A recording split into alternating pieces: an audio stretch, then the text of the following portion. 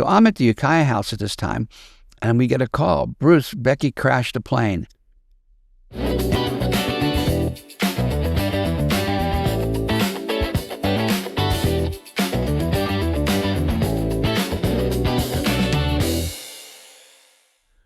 everybody. Welcome back to Becoming the King of Pod. I'm Todd Denkin, as usual. With me, my cousin, the King of Pod himself, Bruce Perlowin.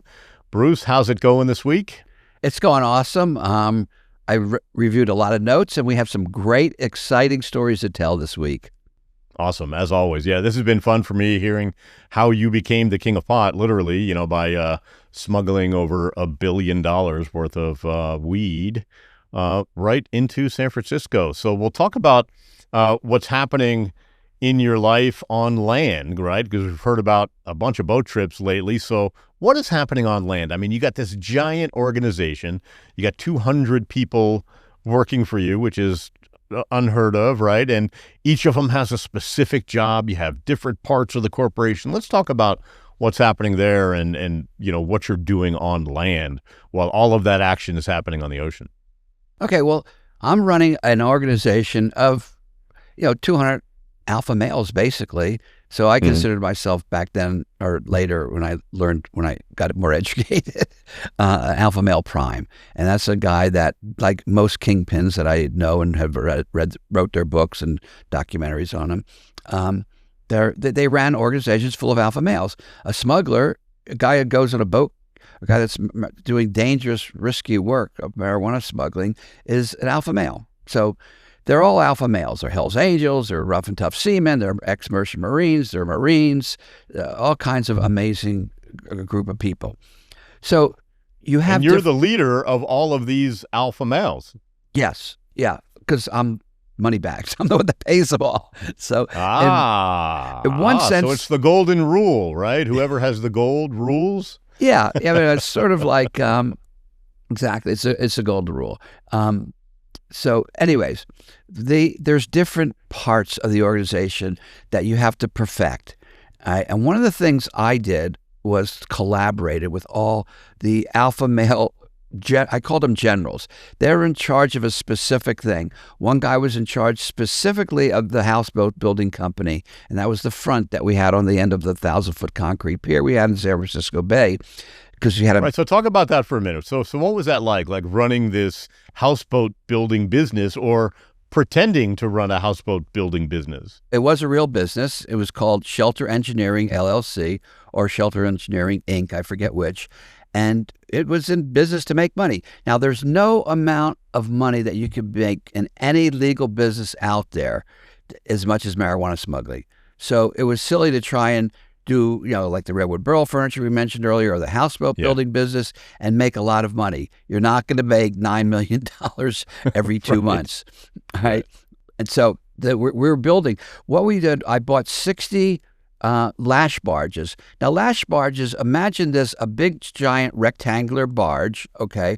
It's 15 feet wide, 30 feet long, and 15 feet deep. And on the corners, they had these giant metal pilings with made out of steel with a hook on them, so they could lift them up with giant cranes and put them on ships. So it was before containerized freight. These were built. They're all out of fiberglass. Cost $250,000 to make those originally, and those are probably $1950 because they were made in the 50s. Yeah. And they put grain in them, lifted them up, and put them on freighters. Well, containerized freight came and wiped that industry completely out. So you had a lot of surplus lash barges around the world. I bought 30 of them. They were perfect for one to make to give a reason why I was there. I owned all these lash barges, and two, to build houseboats on. So you got 15 feet, right? And then we would build 8 feet or 10 feet from the top of it up to the roof of the houseboat and the ceiling, and then we put an angle. So when you only do the half of it, so you were looking over and you're looking down into like a den area. So you're literally 30 feet up, 15 feet, another 15 feet to the top of the ceiling. They were beautiful. They were really, really gorgeous. And when we made them and sold them, we put a price tag of $250,000. I owned 80% of that business, and the two guys that ran the business owned 10% each. All right, besides being on salary. All right. Well, when the houseboats got done being built, first of all, the first houseboat being built, we left it there because it was a perfect blind to cover, one angle of view from where we were doing the actual offload. The perfect blind. A blind is something just to put something in the way so people can't see what you're doing. Yeah, we at the dock. Keep in mind. Let's talk about the dock for a second. In a lot of smuggles, universally, they changed locations. When I was in Florida, we would offload at a waterhouse, and then we'd burn it. You never stayed more than 1 year, and you'd move out, and then you go to another waterhouse, or you do an offload in this area, in that area, and you would kept changing them. You'd go to, from Florida, you'd go to maybe offload on the west coast of Florida, the east coast of Florida, go up to Georgia, North Carolina, go on to the Gulf.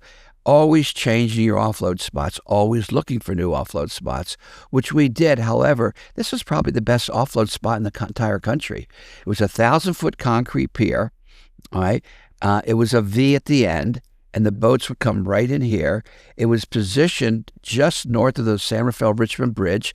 So when the Bay radar would sweep and look for boats, you'd hit the bridge, and just like a flashlight, imagine a big giant flashlight.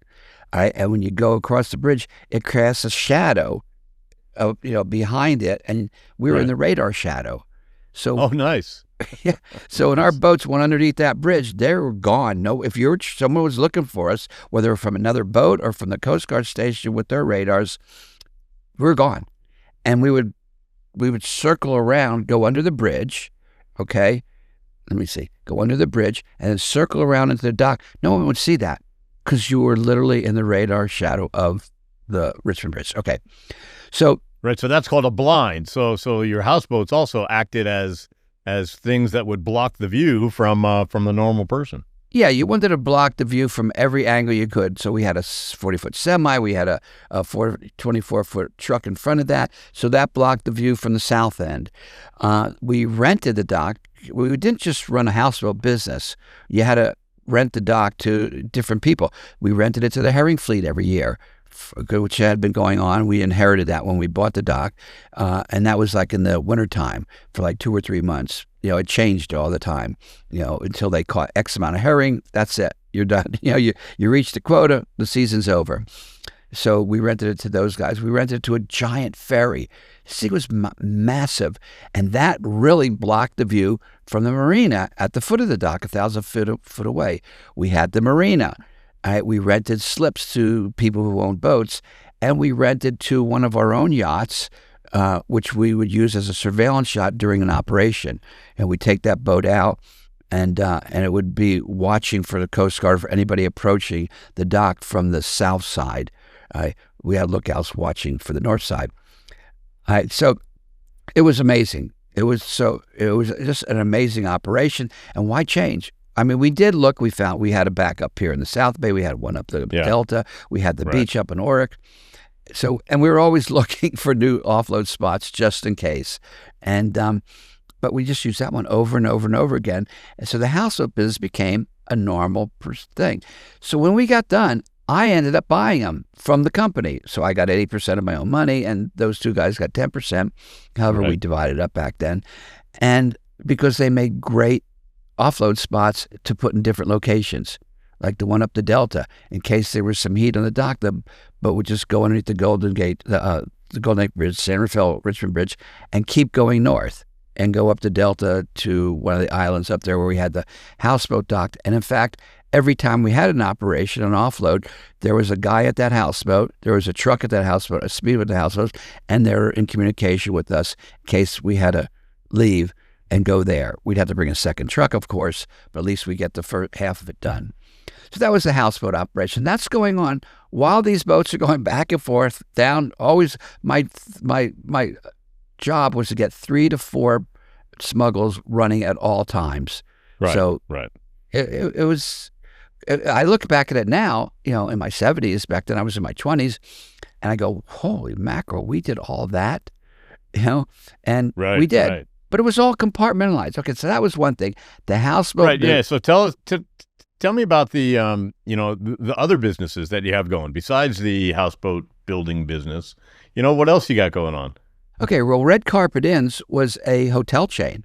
It's still a hotel chain, and Yeah, it was a yeah. public company. And I ended up buying Charlie Bruin, the guy that was laundering my money, from Financial Capital Guarantee or something like that. Some name he had. Allegedly. Right, right. And he was somehow part of that, and he owned. It was a public company, and I ended up buying 51% of the stock. So I was the major shareholder in Red Carpet Inns. And I remember as a front, I don't know, when I got when I got probation from the trial in Miami, what was your job? Oh, I work for Red Carpet Inns. Little did they know that I owned 51% of the stock. And so I had to go on That's funny. inspection to some of the hotel chains, and they gave me a list, and I would check in. They treat me like a king because I was from now corporate, and I don't know what I was doing. You test the water. I look at the list. Okay, see if the water works. See if the bathtub flushes, the toilet flushes. Check Yeah. the shower curtain, or the air conditioning working. And of course, I always gave a 5-star rating.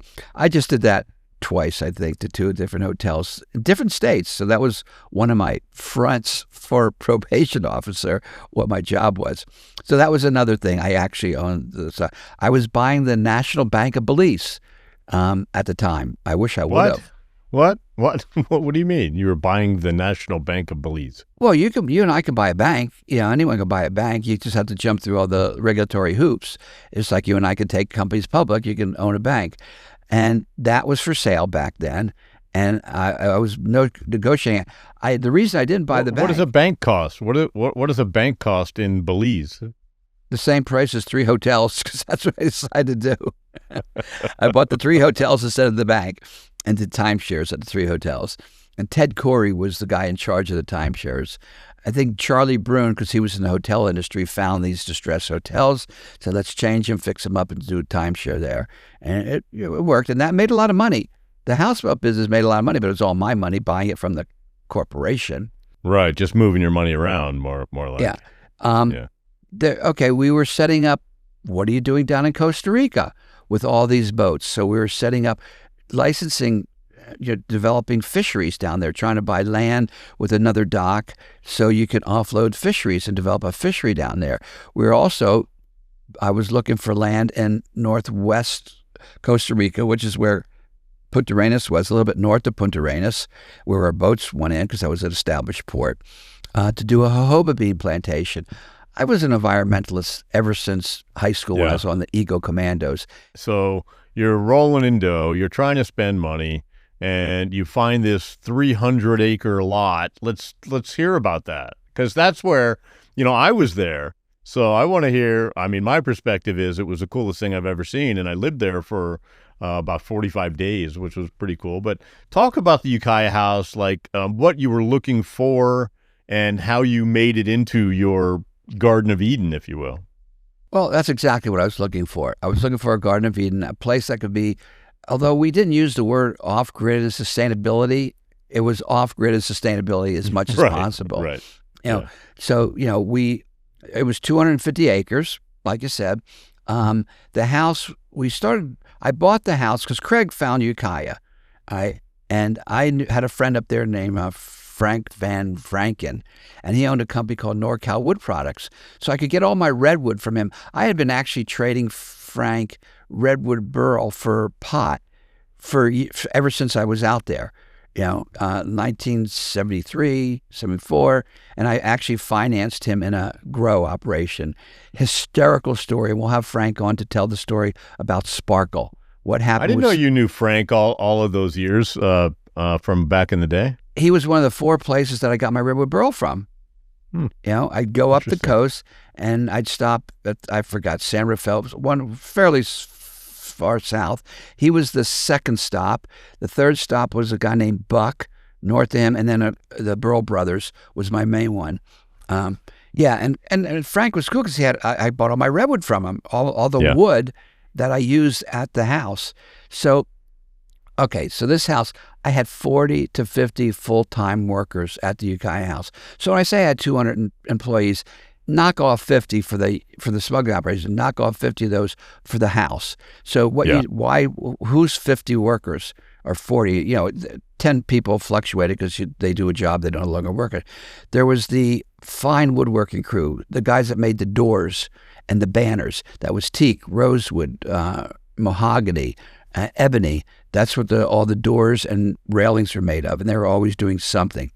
I expanded the house, so I had the regular construction guy. It's Rick Couples. He was the guy that built. It was his first big contract job. Now I go back to Ukiah, and it's Couples and Sons.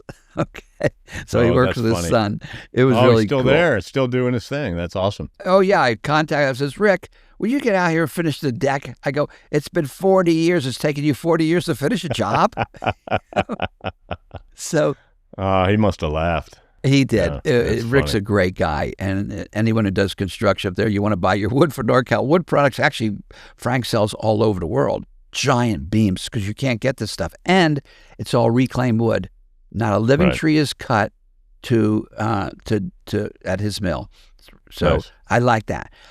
Yeah. So now we have this house. We're expanding it. We expanded it from about 2,800, 3,000 square feet up to close to 5,000 square feet. We just built more rooms, made the rooms bigger, made a big bathroom. We had the rosewood room. That was rosewood that we imported from Belize. Gorgeous wood. We had a kiln in the barn. We had a barn. And we kiln dried the wood. Then we milled it. I think Frank actually milled it to us. We drove it over to him. He milled it to size, and we put it on the wall. And it was a curved wall in the guest room. Beautiful guest room. We had a round bed to fit in the curved wall. We had stained glass windows. We had the chakras, like what you see in the back over here. Those are the chakras, because I was into yoga. I was also into gymnastics, so I built a 6,000 square foot gym. It was 100 feet by 60 feet. 6,000 square feet. We had a high bar in there. We had a trampoline in there. We had tumbling mats in there. We had parallel bars in there. And, little by little, we added the equipment. And we had landing mats, so I could do gymnastics. The other building that we built from ground up was a 2,000 square foot woodworking machine. We have every kind of woodworking machine that from band saws to skill saws to radial arm saws. And then we also had a thing where it would suck the sawdust out, bring it over the roof, and put it in a big hopper on the side of the building. So it was a very clean environment. In that room, we also built a little longer section of the building where you could drive a motorhome in. Hanging from the roof was an engine hoist in case you had to work on your own vehicle. You can hoist the engine out. And there was a grease pit. Those pits that you drive over it and then they go down into it and they work on it. Yeah. Okay, we had that in there. So so that was the woodworking shop and the mechanical shop. We had a place where we could clean the deer. After you shot. Now, I was not a hunter, but somebody did kill a deer that was with me. We were driving down the road. It's a funny story. Driving down the road, and we said, oh, look, there's a deer, and it's hunting season. I go, quick, I had an AR-15 with a scope on it, and so I started shooting at it, and I couldn't hit it. So the guy with me says, here, let me take that, and he looked at it, and he shot, he said, the scope's off. He took the scope off, and the deer's still standing there, and he finally did shoot the deer, and it rolled down the hill. We took it back. I go, okay, now what do we do? I don't know, call Dwight. He was a friend of mine that I sold Mexican pot with. And then later when I became the supplier, he bought Jamaican and Colombian for me. And he walked us through how to clean the deer. All right. And it wasn't weird, but it's not something I would do often. In 1980, I spent $500,000 every single week doing something. Yeah, that's crazy. A lot of it was at the Ukiah house. And these guys, it was the largest construction project in Mendocino County. I didn't know we were in a recession, right? But we were. And they thought we were building bunkers because we had all these cement trucks coming down because the wall was cinder block. And I put steel rods vertically and horizontally, and I filled the cinder blocks with solid cement. So, a tank could hit that wall and it wouldn't go down, right? And they had that giant wall around the whole property that went alongside the road. Yeah, we had the road wall, we had the creek wall, and then we had these beautiful, on the bank, we had these beautiful walls, which terrace the as much as we could terrace the bank of the Ukiah House. So that was a full-time job, and unfortunately, I was not there that much. I thought I was in my memory, but in going over the podcast history, I talked to everyone, and I came across something I wrote, and I said the longest I was there was when my son was born, which I delivered at home with 2 midwives behind me to make sure I didn't mess up. I wasn't stupid. I knew I didn't, wasn't an expert birther, but I was there doing natural childbirth, delivered Jeremy. In fact, when he was born, because we were all natural, Becky did absolutely no drugs, no junk food, nothing. Not marijuana, nothing when she was pregnant. And so she came out real healthy. So he popped up, he looked around and said, "What's up, Doc?"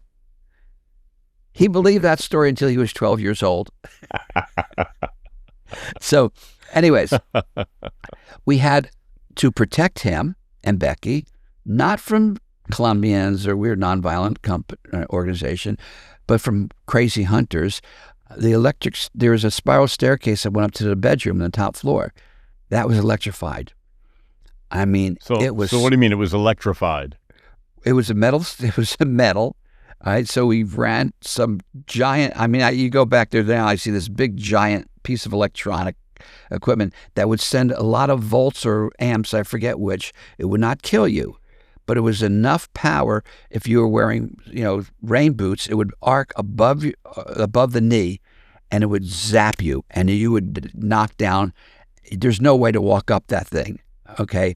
And there is a switch on the wall by the master bedroom. By the master bed, in the master bedroom, where you'd have to push, like there was 4 buttons, and a knob. So you'd have to turn the knob and push like while you're holding the knob with one hand, push the combination 1 2 3 4 or 4 2 1 3, whatever it was, and then it would turn it on, and you could hear it. Zzz. Oh, Jesus. You're not going anywhere near that friggin' thing. Yeah. That was a turn. So that was a safety measure. Underneath the carpet, in case you walked trying to go over the banner, there was another grid.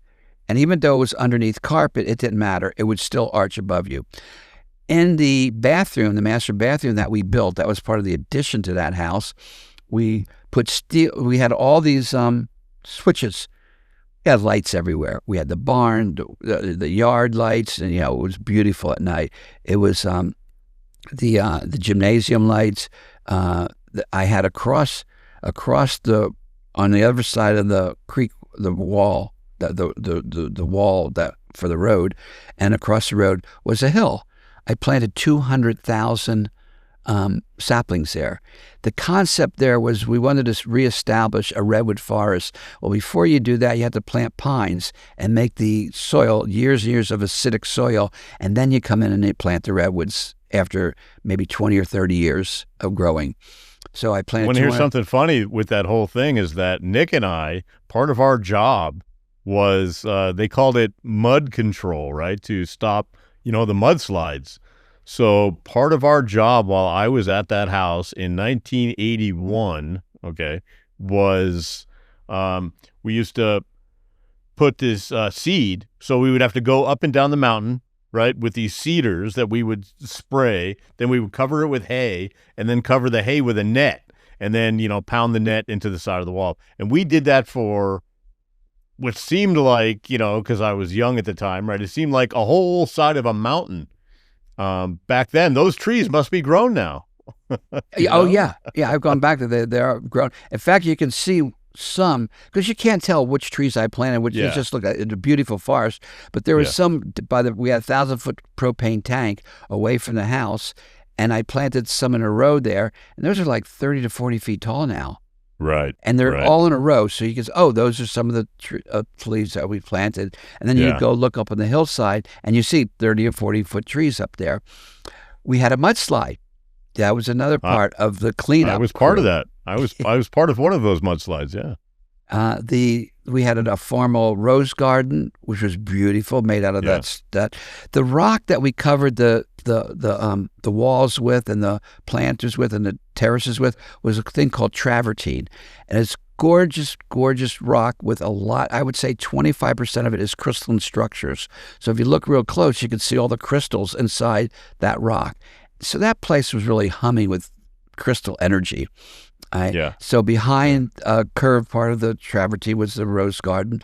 The curved driveway was called a living driveway, which has holes in the concrete, so grass grows through it. So it's just all grass. Except the mudslide came, and took out half the living driveway grass, and you had to go and dig out all the mud. That's right. Inside we literally dug the mud out, right, with like tablespoons, just or the big teaspoons, whatever the big ones are, right?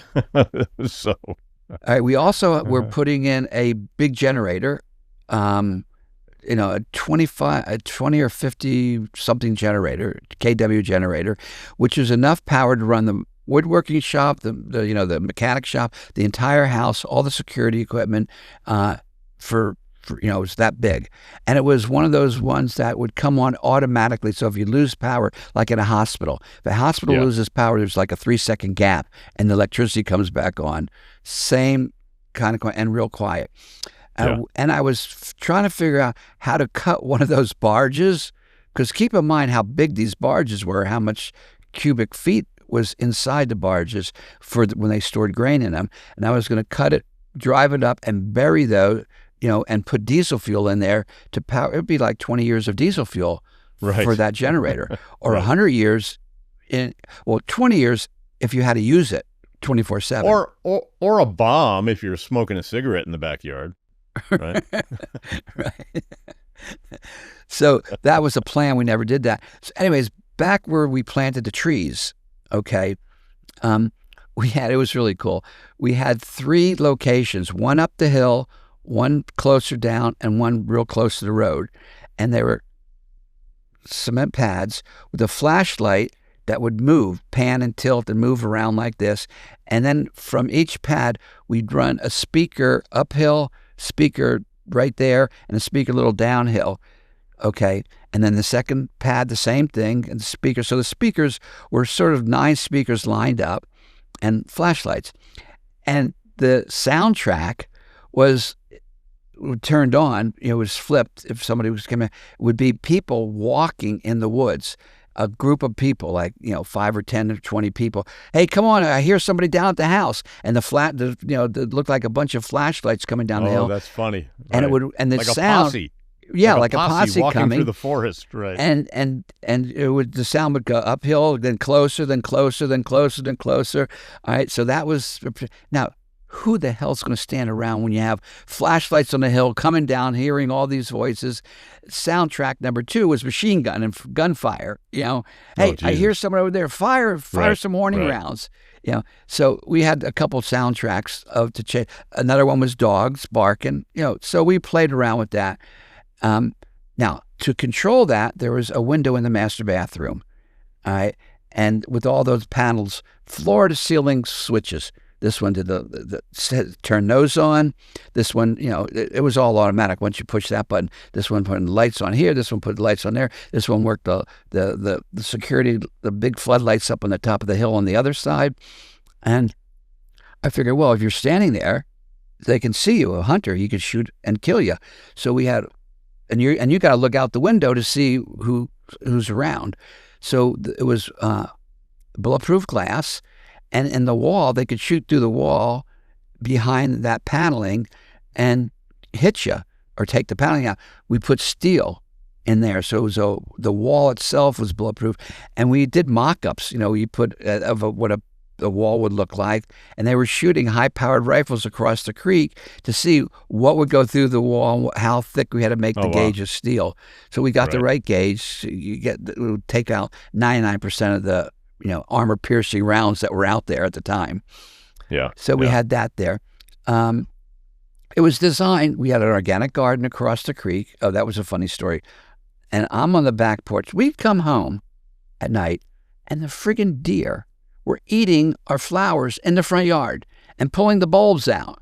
So the deer were a problem rather than a beautiful scene out in nature. It is a beautiful scene to see a deer. So you got to kill them and eat them, right? Yeah. So one time I just got pissed off. So I go up on the top of the roof, and I have Baba with me. I go, I'm going to get that motherfucking deer. All right. And so you hear it coming down the hill. And finally I go, it's on the road. All right. So I go, quick, turn on the flashlight. Well, when he turned on the flashlight, it blinded me and I couldn't see. So I just started popping off rounds, bam, bam, bam, bam. And the deer just spun around in a circle, ran around in a circle and took off. I missed the deer for a second time. Third time, the deer's across the creek in the garden. All right. And I go, oh, it's eating our garden now. And the garden was fenced in, deer fencing. Well, somehow it got past the deer fencing. So I go on the back porch and I'm looking through the scope and I'm going, boom. And the deer runs this way and it tries to jump over the fence and it hits the fence and falls down and runs back the other way. So, it's running. I can get another shot. Missed it again. It tries to jump over that fence. It's like hits a the video fence. game. Exactly. It was like, it was hysterical. I'm laughing. Bob was laughing. Becky's screaming, no, don't shoot the deer. Don't shoot the deer. And Bob was saying, shoot it, shoot it. And meanwhile, every time I shoot it, the scope is hitting me in the head like this because I don't know what I'm doing. I'm not a gun expert. And so the deer finally got away, and I have a big bloody mark over my eye right here. So I'm not a good hunter. Okay. All right, another fun story. We built a 4-mile road up on that hill where we planted the thing. I wanted to make a road up to the top of our property, which is, a huge, hill. So we hired Al Dietz, a great guy. I bought a D6 bulldozer. And he's up there bulldozing a road, switchback road all the way to the top of the hill. It's still there today. Anyways, part of his job was to, when he came to a section, he had to literally blow it up with dynamite. All right. And we took a bunch of walkie-talkies from my operation down in the Bay Area and had some at the house. I think we had a bank of 6 because you could charge 6 at a time. So we had 6 of them up there. And whenever he would blow up a section of the road way up top of the hill, he called down and say, clear. And we talked about clear. That means everybody get out of the way because a boulder may come rolling down the hill. You never know. It's, that's typical. So one day, I think Aubrey was out there at this time, and he went up there and did the plunger, clear, clear. So Becky and I are standing on the front porch watching to see if any rocks come down. And all of a sudden we hear a chicka-bung, chicka-bung, chicka-bung, chicka-bung. We hear this friggin' interesting sound, not horrible, but interesting, coming down the hill. Then we see finally it breaks, a giant boulder. It hits the road, bounces over the 8-foot road wall, goes down through the living driveway, crashes into the garage, and we had a 2-car garage, through the closed door, and comes to rest halfway through Becky's antique pickup truck. It just bent the rim. It didn't destroy the truck or anything. We thought it was the coolest thing we ever saw. Wow, that was amazing. Al Dietz is beside himself. Oh my God, I'm sorry, I just hurt your car. No, Al, it was worth it. That was the neatest thing. Those are some of the sub-adventures that you experience in smuggling. So that was a giant operation. And that accounted for 40 to 50 of the 200 people that work for me. Yeah, that Ukiah house was crazy. I mean, it was certainly the coolest thing I'd ever seen. I was 18 years old, right? And it was like, what is going on here, right? And then we proceeded to live there for like 45 days or so, and we trashed the place. Literally, we literally broke everything there. But talk about finally, because one of my favorite stories about the Ukiah place is what you did on top when you bought Becky the plane. Oh yeah, okay. So I bought Becky a plane for her birthday, and so because she wanted to fly. And even though I wasn't there, she goes, I got flowers every Wednesday. I was the first name basis with the flower delivery lady. And I built a heart on the top of the hill. Now, when I say I built a heart, it was 60. We're in like a valley, so there's the hill on this side, the hill on the other side, where the 4-mile road to the top of the hill was. This was just a steep hill. and it was a 64 feet tall by 64 feet wide. And we put 8-foot deer fencing in the shape of a heart. We put a red ribbon around the top of the heart. We then took red flowers and we planted it in the inside of that heart, and we ran an irrigation line, and we have a pump with a pump room that would just for that would take water and run it all the way up to sprinkler it. Now, it was so steep you couldn't bring that stuff up by hand. We hired helicopters to fly the post up, to fly the fencing up, and to fly the flowers up. All right, and drop it down there, and then the workers built that. I bought a fence from a drive-in movie theater. Remember the old drive-in movie theaters? So it's about 5 acres of fencing that we bought that and took it out there. We had 5 acres completely fenced in. That was below the heart, way below the heart. And so we had dogs. We had 2 Great Danes, and they couldn't get out. So it was a very secure area. I mean, it was just always fixing up, making it nicer and nicer. The carpeting from the inside the house was this wool carpeting that was guaranteed for 50 years. I went back there in 1980. Recently, this is 2025, so that's 45 years. It's still there. It's the same carpeting that they used in the White House back then. Same company. Oh, wow. It was just every piece of it was now gorgeous. It's been ripped out. I'm sure it's a gold carpet now. The one in the White House. Oh, the White House one was right, not ours. Ours is still there. Yeah, Speaking of gold, we had in the guest bathroom we had gold-plated fixtures. All right, so all the fixtures, and that's still there. The gold plating is still there. And then just talk about the runway that you built on the top of the mountain. Well, we never finished that. What the plan was to build a runway up at the top of the mountain. I was also going to build a house up there for one of my girlfriends, Roseanne, which is a sub-story of the story. We were in the 60s. We had open relationships, guys and girls. It never works. All right, don't ever try that. This is 79, 80, 81, right? Oh, it was crazy and wild back then. We were experimenting with all different kinds of personal relationships. Open marriages was one of those. That just doesn't work. Pre-AIDS. Right. Yeah. Way before AIDS, right. And so we were building a runway at the very top. Now, before that runway got in, when Becky or Alex would come home or I would come home, we'd do what's called shoot the valley because we were in a valley. So he'd take the plane and he would go down the valley. You can't help but hear a plane going down your backyard. And he'd shoot the valley and then pull up. And by the time he landed, how long it would take for someone to get in the car and go down and meet the airplane at the airport, because the airport was in the south side of Ukiah, close to where the Ukiah house was. So that was going on for 3 or 4 years, building that paradise. And the concept, I was an avid reader. And so I had a bookshelf that went from the floor to the ceiling, and the books were so tall, high up, that we had a library ladder that would, roll back and forth. We had all kinds. That's still there too. Yeah, isn't it? That's still there to this day. Most of everything is still there, because I was going to buy it back, 3 years ago, until I decided that, I can't be every place. I can't be in North Carolina, Ukiah, Las Vegas.